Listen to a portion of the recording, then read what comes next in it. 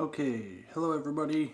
I'm going to be doing a tutorial on how to polish parade boots. This is good for anybody who's in cadets, or in the reserves, or in the military. Anybody who doesn't know how to polish boots.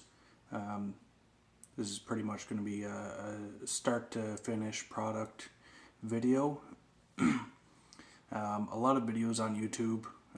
They're all how to cheat different ways to get a better shine on your boots. I've tried a lot of them. I was a cadet for 7 years. I've been in the military now for 5 years, 6 years. And I've got people in my unit and other units asking me what tricks do I use, what if I'm using products like leather luster. It's a product that you can buy online. You basically just paint it on and you never touch them again. It looks good until you walk in it, but the way I polish my boots and the way I'm going to show you how to polish boots, it's the old school method. It's the tried, tested, and true method. There's pretty much no way to screw it up unless you try something else. So I've got a pair of boots. These are quite old boots. They're not mine. I borrowed them from a local cadet unit because they're pretty damaged. They haven't been polished in years. I'm going to strip them down and bring them back up to a proper shine. And I'll show you all the damage that's done to it, and then show you the end product at the end. So for my polishing kit, I have your basics. So an old toothbrush, an applicator brush, and a buff brush. This one's Tana. I usually try to stick to all Kiwi products. As you can see, Kiwi shoe polish, a standard black polish. Nothing special, not clear coat, not parade gloss, nothing like that. Just your basic Kiwi polish. You can buy it at Walmart, any shoe store. Canadian Tire even sells it. And then I've got my Kiwi polish cloth, Kiwi brand only.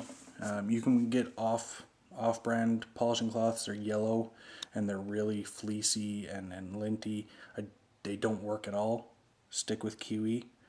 Tana is okay if you're just using the cloth or the brush or something like that, but the Kiwi polish is the best I've found.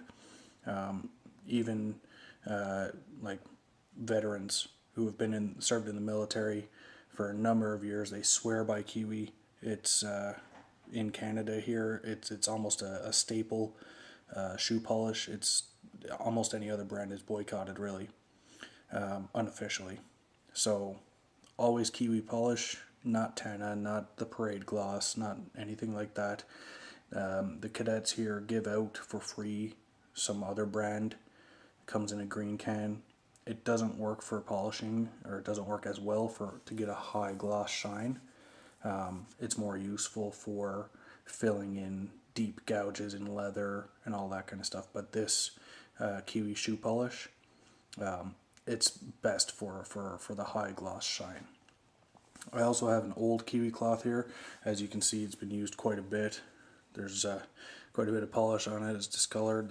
The edges are fraying and everything. I also have a can of lighter fluid. Now, in a bit, I'm going to show you why I have a can of lighter fluid and what the lighter fluid is used for. You don't need to use lighter fluid if you're not comfortable with it.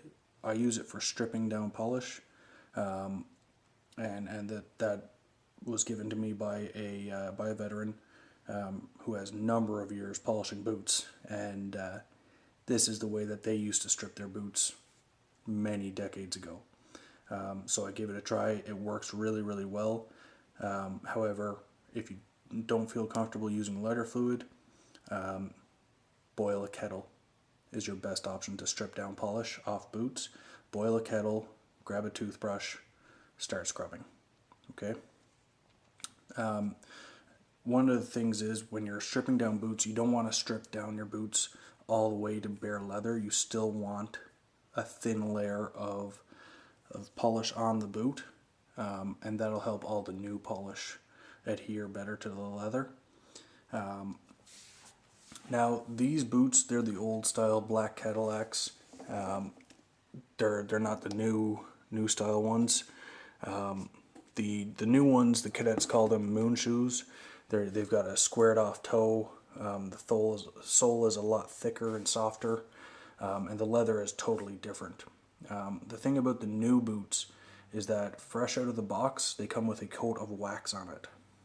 So in order to get that high gloss finish that everybody looks for, you have to strip your boots first. Not with lighter fluid though. To get the wax off, you have to boil a kettle, use hot water. If your tap water gets really super hot, you can use that. I prefer to boil a kettle because I can control it a little bit better, and then I don't stain my sink with polish and stuff. So brand new boots, like the brand new ones, when they come out of the box, boil a kettle, get your toothbrush, start scrubbing. You got to get all that wax off first. Some people have tried using a cloth to wipe with hot water to wipe the wax off. The problem is that you can't push it off. The wax dries too quickly. It cools and then dries back on the boot. So then you'll have spots on your boots that won't polish correctly. So I find the best way is just boil a kettle, start scrubbing with your toothbrush. So I'm going to set up my area here. I'm going to start by stripping these boots down. I'll show you why. So this is one of the boots.